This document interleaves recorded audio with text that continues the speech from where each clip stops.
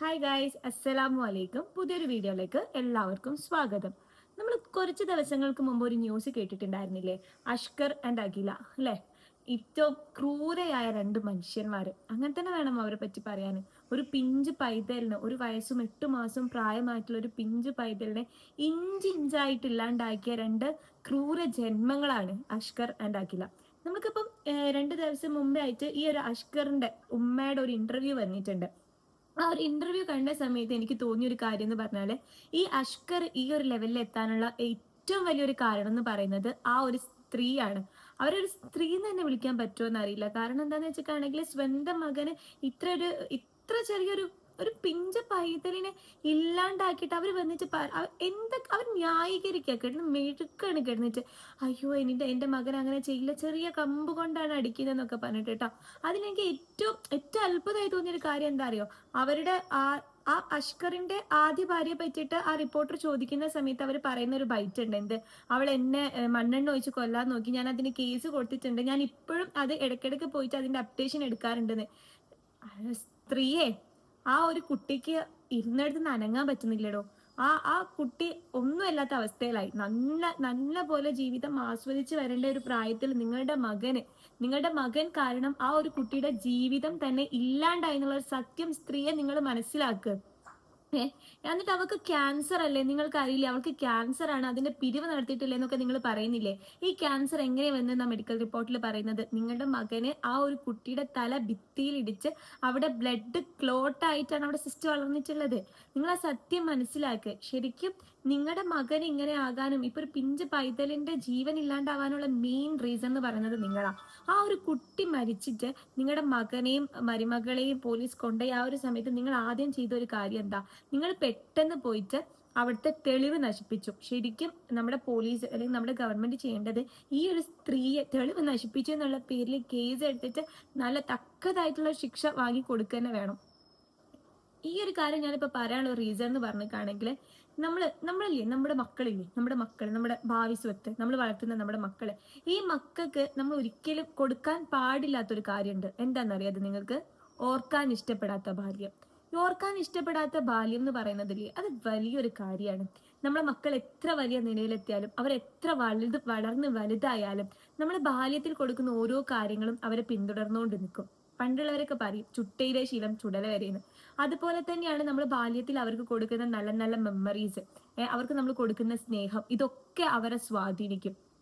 ഇപ്പൊ നമ്മൾ കുറെ സീരിയൽ കില്ലേഴ്സിനെ പറ്റിയിട്ടും പല മോഷ്ടാക്കളെ പറ്റിയിട്ടും ഒക്കെ ഉള്ള ഒരുപാട് കഥകൾ നമ്മൾ കേട്ടിട്ടുണ്ട്. റിയൽ സ്റ്റോറീസ് നമുക്ക് യൂട്യൂബിലായാലും ന്യൂസിലായാലും ഒക്കെ നമുക്കിത് കാണാൻ പറ്റും. ഇങ്ങനെയൊക്കെ കാണുന്ന സമയത്ത് നമ്മൾ അവരുടെ ബാക്ക്ഗ്രൗണ്ട് എടുത്ത് നോക്കുന്ന സമയത്ത് നമുക്ക് മനസ്സിലാവും ഇവർക്കൊക്കെ ഒരിക്കലും ഇഷ്ടപ്പെടാൻ പറ്റാത്തൊരു ബാല്യം ഉണ്ടാവും. ഈ ബാല്യത്തിൽ കിട്ടിയ ഈ ഒരു ട്രോമ ആണ് അവരുടെ ലൈഫ് ഇങ്ങനെ ആക്കിയിട്ടുണ്ടാവുക. ചിലപ്പം മാതാവ്, അവരുടെ ഉമ്മ അല്ലെങ്കിൽ അവരുടെ അമ്മ അവരുടെ ആവശ്യത്തിലധികം ഉപദ്രവിച്ചിട്ടുണ്ടാവും. അമ്മയിൽ നിന്ന് അവർ പീഡനം ഏറ്റിട്ടുണ്ടാവും, അച്ഛനിൽ നിന്ന് അവർ പീഡനം ഏറ്റിട്ടുണ്ടാവും, അല്ലെങ്കിൽ അമ്മ അച്ഛനെ ഉപേക്ഷിച്ച് മറ്റൊരു വിവാഹം കഴിച്ച് അതിലുള്ള രണ്ടാം ഭർത്താവിൽ നിന്ന് പീഡനം ഏറ്റിട്ടുണ്ടാവും. ഇങ്ങനെയുള്ള ഈ ഒരു ട്രോമാസ് ഉണ്ടല്ലോ, അത് അവരിനിപ്പം ഡോക്ടേഴ്സ് ആവട്ടെ, എഞ്ചിനീയേഴ്സ് ആവട്ടെ, അങ്ങനെ എന്തായാലും ഈ ഒരു ട്രോമാസ് അവരെ പിന്തുടർന്നേണ്ടേ നിൽക്കും. പക്ഷെ ഇങ്ങനെ ട്രോമ അനുഭവിക്കുന്ന 90% മക്കളും ഒരിക്കലും നല്ലൊരു നിലയിലേക്ക് ആയിരിക്കില്ല എത്താം. അവരുടെ ജീവിതം തന്നെ ഇല്ലാണ്ടാവും. കഞ്ചാവ്, മയക്കുമരുന്ന്, മദ്യം, അതുപോലെ കൊലപാതകം, ബലാത്സംഗം, ഇങ്ങനത്തേലേക്കായിരിക്കും ഇവരിങ്ങനെ വഴിതെറ്റി പോകുന്നുണ്ടായിരിക്കാം. ഇപ്പൊ ഞാൻ ഈ ഒരു ടോപ്പിക് എടുക്കാനുള്ള ഏറ്റവും ഇമ്പോർട്ടന്റ് ആയിട്ടുള്ള ഒരു കാര്യം എന്ന് പറഞ്ഞാൽ, ഞാൻ ഇന്ന് രാവിലെ നെജലയുടെ ഒരു ലൈവ് കണ്ടിട്ടുണ്ടായിരുന്നു. ഈ നെജല എന്ന് പറയുന്ന ഈ ഒരു സ്ത്രീ ആ ഒരു കണ്ടന്റ് ആക്കി വിറ്റിട്ട് സ്വന്തം കുട്ടിയുടെ ഒരു കണ്ടന്റ് ആയിട്ട് ഇങ്ങനെ വിറ്റോണ്ടിരിക്കുകയാണ്. ആ ഒരു സ്ത്രീയുടെ ഒരു ലൈവിന്റെ ഒരു പോർഷൻ ഞാനൊന്ന് നിങ്ങൾക്ക് കേൾപ്പിച്ചു തരാം. സാമ്പത്തിക ഇടപാട് അതൊക്കെ ഞാൻ ചെയ്യും എന്നും എന്റെ ഉമ്മ എന്നുള്ള മാതാവ് എന്നുള്ള അവകാശം അവള് നിഷേധിക്കുന്നുണ്ടെങ്കിൽ നിഷേധിച്ച് കളയട്ടെ. പിന്നെ എന്റെ വീട്ടിൽ ഞാൻ കൊടുത്ത മൊഴി പബ്ലിക്കിൽ എങ്ങനെ വന്നു എന്ന് ചോദിച്ചാൽ എന്റെ ഉമ്മ മറുപടി പറയണം. കാരണം എന്റെ ഉമ്മയുടെ ഫോൺ കോളിൽ നിന്നാണ് അത് പുറത്തു പോയേക്കുന്നത്. ആ കൊച്ച് രക്ഷപ്പെട്ടു. ആ കൊച്ച് എന്ത് രക്ഷപ്പെട്ടത്? ഇത്രയും കാലം കൊല്ലാതെ വളർത്തിയതുകൊണ്ടാ, മക്കളെ മൊത്തത്തിന് എന്റെ സുഖം തേടി പോവാത്തോണ്ടാ. ആ കൊച്ച് രക്ഷപ്പെട്ടെങ്കിൽ രക്ഷപ്പെടട്ട്. ഉമ്മ ഇല്ലെങ്കിൽ പിന്നെ മോളില്ല. അൻസാരി ഉമ്മ എന്റെ ആരാണ്? ഉമ്മന്റെ മാപ്പിള പാവയില്ല. ആ കൊച്ചു രക്ഷപ്പെടണമെങ്കിൽ രക്ഷപ്പെടട്ട്. ഞാൻ ഇന്നൊന്നല്ലേ യൂട്യൂബിൽ തുടങ്ങിയത്. ഞാൻ പണ്ട് കാലം മുതലേ യൂട്യൂബിൽ ഇത് നിൽക്കുകയല്ല. എനിക്ക് രണ്ടാമത്തെ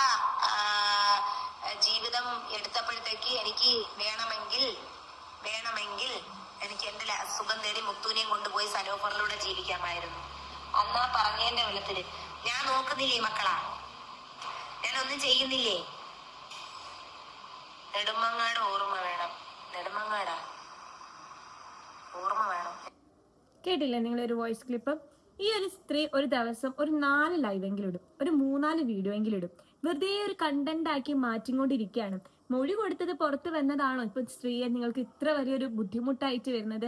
ആ കുട്ടി അനുഭവിച്ച ട്രോമ അത് എത്ര മാത്രമായിരിക്കും? ഇതിൽ ഇവർ പറയുന്ന ഒരു കാര്യമുണ്ട്, എന്റെ സ്വന്തം കാര്യം നോക്കി ഞാൻ പോയിട്ടുണ്ടായിരുന്നെങ്കിൽ, രണ്ടാമത്തെ വിവാഹം കഴിച്ചതിന്റെ ശേഷം ഇവരുടെ കാര്യം നോക്കി നിൽക്കുകയാണെങ്കിൽ ഇവർ ഇപ്പോഴും ആ ഭർത്താവിന്റെ കൂടെ നിൽക്കും എന്നുള്ളത്. ഇത് കണ്ടിട്ട് ഇതിന്റെ അടിയിൽ പോയിട്ട് ഒരുപാട് പേര് കമന്റ് ഇട്ടിട്ടുണ്ട്, പാവം നജില മക്കളെ നോക്കിയിട്ടല്ലേന്ന്. എന്തറിഞ്ഞിട്ടാണ്? ഈ രണ്ടാമത്തെ വിവാഹം കഴിച്ചതിന്റെ ശേഷം ഈ നജിലയുടെ മകൾ എവിടെയായിരുന്നു? ഈ നജിലയുടെ മകൾ എന്ന് പറയുന്നത് രണ്ടാമത്തെ ഭർത്താവിന്റെ നാത്തൂന്റെ കൂടെയായിരുന്നു നജില മസ്രൂറയെ നിർത്തിയിട്ടുണ്ടായിരുന്നത്. ഈ രണ്ടാമത്തെ ഭർത്താവിന്റെ നാത്തൂന് മസ്രൂറയുടെ ആരാ? മസ്രൂർക്ക് ആരുമല്ല. അപ്പൊ ആരും അല്ലാത്ത ഒരാളെ കൂടെ നിർത്തിപ്പോയത് സ്വന്തം സുഖം തേടി പോയതല്ലേ? അല്ലാന്ന് പറയാൻ പറ്റുമോ? സ്വന്തം സുഖം തേടി പോയതുകൊണ്ട് തന്നെയാണ് അങ്ങനെ നിർത്തി പോയിട്ടുണ്ടായിരുന്നത്. അന്ന് ആ കുട്ടിക്ക് ആകെ 2-2.5 വയസ്സേ ഉള്ളൂ. ആ ഒരു പ്രായത്തിൽ തൻ്റെ ആരും അടുത്തില്ല, തനിക്ക് അറിയുന്ന ആരും അടുത്തില്ല. തൻ്റെ മാതാവില്ല, പിതാവില്ല, ഗ്രാൻഡ് പാരൻസ് ഇല്ല, ആരും അടുത്തില്ലാത്ത ആ ഒരു സാഹചര്യത്തിൽ ആ കുട്ടി അനുഭവിച്ച ഒരു ട്രോമ അത് എത്ര മാത്രമായിരിക്കും? ആ കുട്ടി അവിടെ സെക്യൂർ ആയിരിക്കും? ആ കുട്ടി അവർ നല്ലപോലെ നോക്കിയിട്ടുണ്ടാവോ? എന്തെങ്കിലും ഒരു ഗ്യാരണ്ടി പറയാൻ പറ്റുമോ? പറയാൻ പറ്റുമോ നജില നിനക്ക്? ഇന്നലെ ഒരു ലൈവില് നജില പറഞ്ഞൊരു കാര്യമുണ്ട്, മസ്രൂറ ആരെന്ത് പറഞ്ഞാലും അത് അതേപോലെ ചെയ്യുന്ന ഒരു കുട്ടിയാണ്. മസ്രൂറ നീ ഇത് പറയരുതെന്ന് പറഞ്ഞാലും മസ്രൂറ അത് ഒരിക്കലും പറയത്തില്ല. ആ ഉമ്മ ഞാനത് പറയില്ല. അല്ലെങ്കിൽ മസ്രൂറ നീ ഇത് ഇങ്ങനെ പറയണമെന്ന് പറഞ്ഞാൽ മസ്രൂറ അത് അങ്ങനെ പറയത്തേ ഉള്ളൂ. അതുകൊണ്ടാണ് ഉമ്മ പറഞ്ഞ അതേ മൊഴിയാണ് മസ്രൂറ കൊടുത്തിട്ടുള്ളത്, അത് കള്ളമൊഴിയാണെന്നുള്ളത്. അതിന് നമ്മളൊരു ഉദാഹരണം കൂടി പറയുന്നുണ്ട് കേട്ടോ. എന്താണെന്നറിയോ ആ ഒരു ഉദാഹരണം? ഞാൻ ഷാനിനെ കാണാൻ പോകുന്ന സമയത്ത് ഞാൻ മസ്രൂറയോട് പറയാറുണ്ട്, മസ്രൂറ നീ ഇത് ആരോടും പറയരുത് കേട്ടോ. അതുപോലെ തന്നെ മസ്രൂറ അത് ആരോടും പറയാറില്ലാന്ന്. ചിന്തിക്കും, സപ്പോർട്ട് ചെയ്യുന്നവർ ചിന്തിക്കും, കമന്റ് ഇടുന്നവർ ചിന്തിക്കും. എന്താണ് പറയുന്നത്? സ്വന്തം ഉമ്മ അവിഹിതത്തിന് പോകുമ്പോൾ കാവലായിട്ട് മകളെ ആക്കിയിട്ടുണ്ടെന്ന് ഇത്രയും പബ്ലിക്കിന്റെ മുമ്പിൽ വന്ന് വിളിച്ച് പറയാണ്. ആരാണ് വിളിച്ചു പറയുന്നത്? ആരാണ് വിളിച്ചു പറയുന്നത്? മസ്രൂറയുടെ സ്വന്തം ഉമ്മതായ നജില തന്നെയാണ് ഇത് പറയുന്നത്. ഈ സൂപ്പർ ചാറ്റ് ഇടുന്നവരും പൈസ വേണോ എന്ന് ചോദിക്കുന്നവരും ഒക്കെ ഒന്ന് വിലയിരുത്ത്. എന്തൊക്കെയാണ് ആ സ്ത്രീ ഒരു പബ്ലിക്കിൽ വന്ന് വിളിച്ചു പറയുന്നത്? സ്വന്തം മകള് മരിച്ചാൽ പോലും മുഖം കാണണ്ട, അവളെ ഞാൻ മരിച്ചതിൽ ഞാൻ കണക്കാക്കി. വെറും 11 വയസ്സ് പ്രായമുള്ള ഒരു കുട്ടിയെ പറ്റിയിട്ടാ പറയുന്നത്. വെറും 11 വയസ്സ് മാത്രം പ്രായമുള്ള ഒരു കുട്ടിയെ പറ്റിയിട്ട് ഇങ്ങനെ കിടന്ന് തിളയ്ക്കുന്നത് എന്തിനാണെന്നറിയോ? ഉള്ളിത്തെ സങ്കടം കൊണ്ടൊന്നുമല്ല, കണ്ടന്റിന് വേണ്ടിയിട്ട് തന്നെയാ. കണ്ടന്റ് ആക്കുക, പൈസ ഉണ്ടാക്കുക, ഈ ഒരൊറ്റ കാര്യത്തിന് വേണ്ടിയിട്ട് തന്നെയാണ്.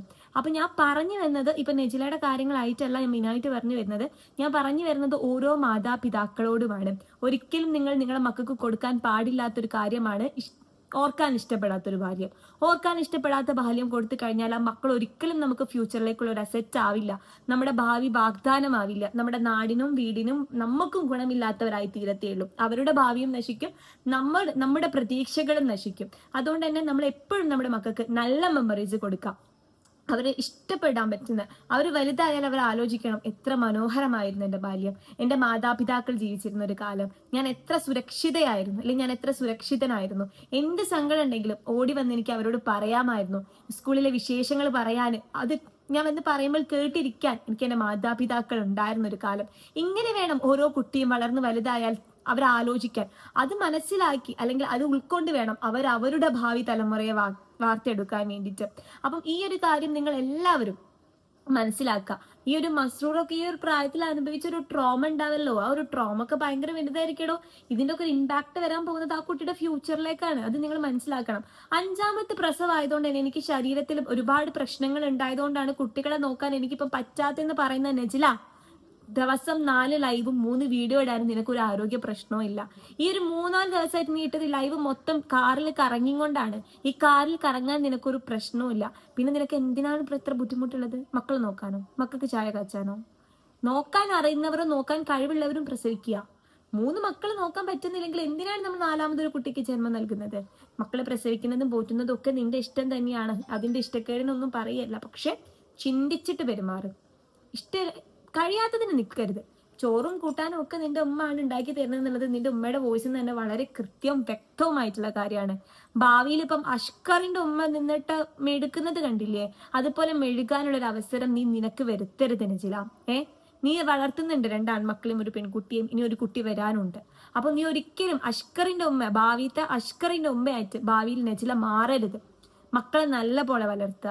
നീ ഇടുന്ന ഈ യൂട്യൂബിൽ നീ ഇടുന്ന ഓരോ കാര്യങ്ങളും ഈ യൂട്യൂബിൽ ഉണ്ടാവും, കാലാകാലം ഈ യൂട്യൂബിൽ തന്നെ ഉണ്ടാവും. നിന്റെ മക്കൾ എത്ര വലുതായാലും, അവർക്ക് മക്കൾ ഉണ്ടായാലും അവർക്ക് ഇത് കാണാൻ പറ്റും. നീ നിന്റെ ചാനൽ നീ വീഡിയോസ് ഡിലീറ്റ് ചെയ്താലും മറ്റുള്ളവരുടെ റിയാക്ഷൻ വീഡിയോസിൽ ഈ സാധനം അവിടെ കിടക്കുന്നുണ്ടാവും, അവർക്ക് ഇത് കാണാൻ പറ്റും. നിന്നെ അവർ വിലയിരുത്തും. നീ അത് മനസ്സിലാക്കി പെരുമാറുന്ന നജില. ഓക്കെ, മനസ്സിലായില്ലേ? ഇന്നത്തെ വീഡിയോയിൽ എത്രയേ ഉള്ളൂ. അടുത്ത വീഡിയോ കാണുന്നത് വരെ ബൈ.